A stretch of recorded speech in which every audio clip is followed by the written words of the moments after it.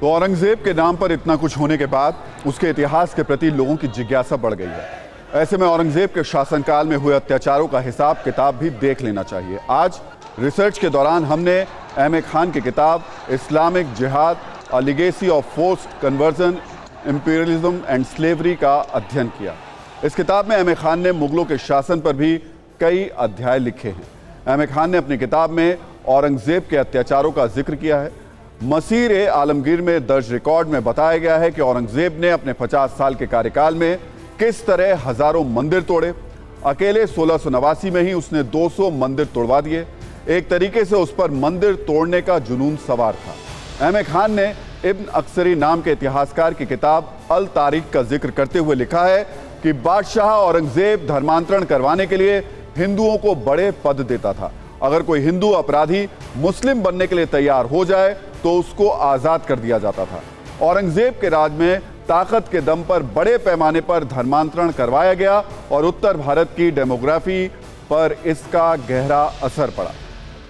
15 दिसंबर 1666 को औरंगजेब ने सभी बड़े पदों से हिंदुओं को हटाने का आदेश दिया और इसका असर यह हुआ कि बड़े पदों तक पहुंचने के लिए इस्लाम स्वीकार करना एक बड़ी कसौटी, एक बड़ी शर्त बन गई।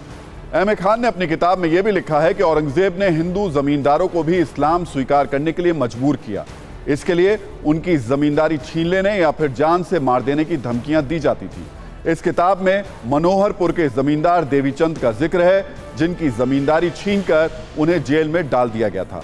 औरंगजेब ने कोतवाल को भेजकर देवीचंद को संदेश दिया कि अगर अब भी वो धर्म परिवर्तन कर ले तो वो उसे छोड़ देंगे, लेकिन अगर इनकार किया तो मार देंगे। इसके बाद देवीचंद धर्म परिवर्तन के लिए राजी हो गए और उनकी जमींदारी वापस कर दी गई। आगे एम ए खान अपनी किताब में लिखते हैं कि अगर मुसलमान किसी हिंदू व्यापारी से कर्ज लेते थे और फिर चुकाना नहीं चाहते थे तो उस पर इस्लाम को अपमानित करने का आरोप लगाकर केस बना दिया जाता था और काजी से शिकायत इसकी कर दी जाती थी।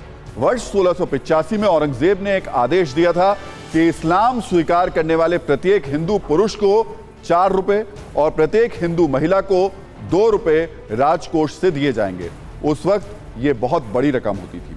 धर्मांतरण करने पर हिंदुओं पर लगने वाले जजिया और खिराज जैसे टैक्स भी माफ कर दिए जाते थे।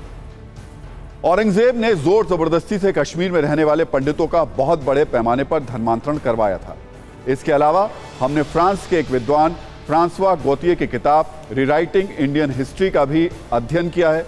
इस किताब के पेज नंबर 39 पर लिखा है कि औरंगजेब के दौर के आधिकारिक दस्तावेजों के अनुसार औरंगजेब ने हजारों की संख्या में मंदिरों को तोड़ने का आदेश दिया।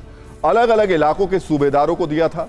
इस किताब में औरंगजेब कालीन ऐतिहासिक दस्तावेज के हवाले से लिखा गया है कि औरंगजेब के आदेश के बाद सूबेदार हसन अली खान आया और सूचना दी कि उसके इलाके के 172 मंदिर तोड़ दिए गए हैं। चित्तौड़ में 63 मंदिर तोड़ दिए गए हैं। अबू तरब को आमेर में मूर्तियों और मंदिरों को तोड़ने के लिए नियुक्त किया गया था।